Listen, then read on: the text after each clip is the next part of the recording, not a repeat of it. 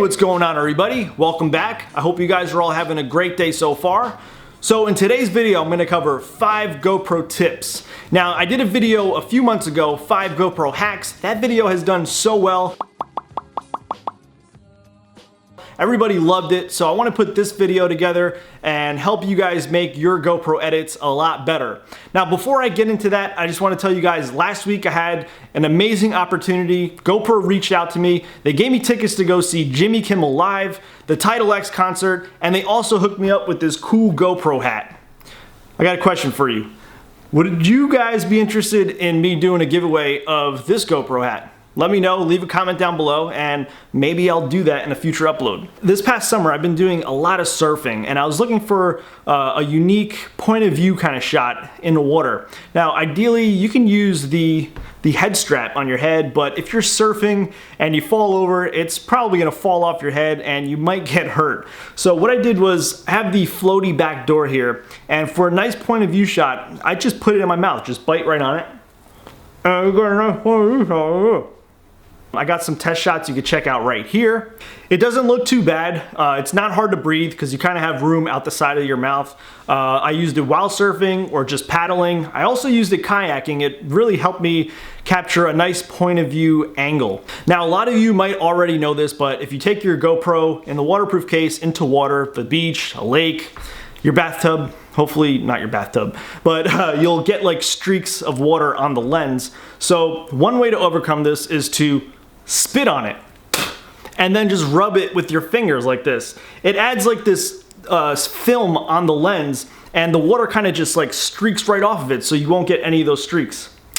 Why did I spit? Now, you don't only want to just spit once, you want to do it every now and then throughout the whole day. Just continually spit on it. You might look a little weird, but your shots will look a lot better. So if you do happen to use your waterproof case in salt water, I would highly recommend rinsing off the case in fresh water after you're all said and done, and that will prevent your case from becoming corrosive. You just don't want that to happen. It just look ugly and it just damages the case. So on to the next GoPro tip. Right now I have spot meter disabled, and you can kind of see some of the room, but my main focus is to see outside. So outside it's very bright and it's kind of overexposed. You don't really see much of the detail. So now when I enable spot meter, we'll see more of the detail outside. So now I have spot meter enabled and we see more of the detail outside rather than the inside. So I would say the best use case for using spot meter is if you're in a car, a dark car, shooting outwards outside, and you want to capture some of that nice scenery. I would definitely enable spot meter so you see more of what's going outside and less of what's going on inside. Although you still will see some of the inside, the outside will be a lot more clearer. Now, this next GoPro tip is more related to post-production, or more specifically, color correcting and color grading. Now, GoPro Studio, which is GoPro's free editing software, has a decent functionality for color correcting. I mainly use Adobe Premiere Pro CS6 for all my color grading, color correcting. I'm not that good at it, but it tends to work out well for me, usually. All right, so I have GoPro Studio opened up here, and this clip that I have in my timeline was shot using the native white balance with the flat color. And the first thing that I want to do is go to the split point here and bring it to the middle at about 50%. And now what that does is actually split the clip up so you can see what you're working on. So when I drag the temperature, you can see the difference between the original clip and what I'm color correcting. So what I want to do here is bring the temperature to the cooler side just a little bit, and that looks pretty good for now. And I'm going to go down to exposure and maybe bring that up a little bit and bring the contrast up to make it pop a little bit more. That's too much. I think that's fine for now. And it's not too saturated, so I'm going to bring the saturation up to make the colors pop, maybe at around right there. So now we see the difference between the two clips. This on the right actually looked closer to what it looked like on that day. And if I bring the split point all the way to the left, we notice that the top left corner is very overexposed, so maybe I will bring that down just a little bit. That's too much. So around there, and I'm thinking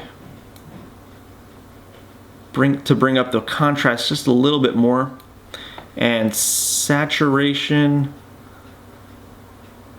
about right there is good. So if you compare the original clip to what I just did, I literally did this in maybe a minute or two and it already looks a lot better. All right, so let's jump over to Adobe Premiere Pro CS6. So the first thing that I like to do is go to the fast color corrector tool and just put that right on the clip. And I'm gonna use the color picker tool and I'm just gonna choose the grass here. And it's just gonna automatically adjust the white balance here. I'm gonna adjust the saturation. I'm gonna bring that up to around here. And now I'm gonna type in 3-way color corrector and put that right on the clip. I'm gonna do the midtones, bring that to the bluer side a little bit, not too much. That looks okay for now. You know, the top left corner was a little overexposed, so I'm gonna adjust the input levels, bring that down just a little bit, and maybe bring this up a tiny bit. So that's looking okay. And now I'm just gonna adjust the saturation. I'm gonna bring up the master saturation to about there. The shadow saturation just a little bit. The midtone up, and the highlight saturation. So there we go. That's all I really do. And this is pretty close to the results that I got in GoPro Studio. And now that brings me to the last GoPro tip of this video, and I want to cover slow motion. So GoPro Studio has a feature called FLUX. FLUX works the same way as Twixtor. It slows down your footage crazy slow so that you can get really cool slow motion shots. All right, so I have my clip here on the timeline. I shot it in 1440p at 80 frames per second. I'll play it back so you can see exactly what I did, just on a swing. And I'm gonna start the clip here. So I set my in point and I'm gonna hit play so that I stop the clip right there. So that's my out point.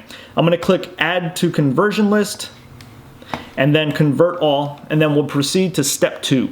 All right, that's done. So I'm gonna go to step 2 and now we're gonna start editing. So I'm gonna put the clip on the timeline and I'm gonna play it back from the beginning. I want the clip to start around here, so I'm gonna hit the razor tool and delete everything from to the left. I'm gonna hit play again because I want it to start there. And there's a point where I want the slow motion to kick in, so I'm gonna add the slow motion right here. So I'm gonna hit the razor tool again and hit play, and I want the clip to stop about right there. So I'm gonna hit the razor tool again and delete everything from the right. So at the point at which the clip is cut, I want everything to the right to be slow motion. So I'm gonna go to the speed settings here and put it to 8. And I'm also gonna make sure that FLUX is enabled. So when I play that back, it'll be fast motion and then it'll go to 8% playback. You won't see it play back with FLUX just yet. You have to export it first and then it'll play back with the FLUX feature. And now all you have to do is go to export and I'm gonna choose a custom settings. I'm gonna do H.264, 1080p, and 2997.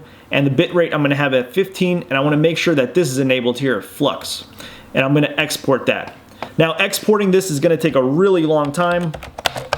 So you might as well go do something instead of sitting in front of your computer. All right, so that took about 20 minutes and it's all done. I'm gonna show you what it looks like with FLUX disabled first.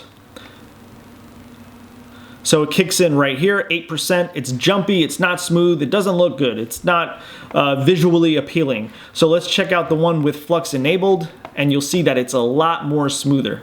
So it kicks in right here and it's just so much better, just amazing. Alright, so those were the 5 GoPro tips that I wanted to share with you today. Now, I have a ton more, but I feel like 5 is enough for one video. So in the future, maybe I'll do a part 2, 3, 4, 5, 6, or whatever.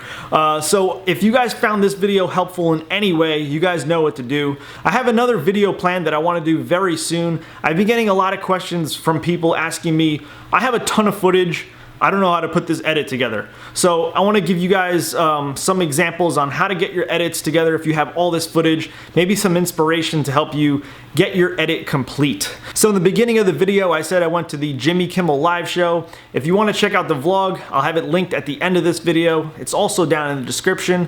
But yeah, that's it. That's the end of this video. I hope you guys enjoyed it, and I'll see you in my next one. Bye.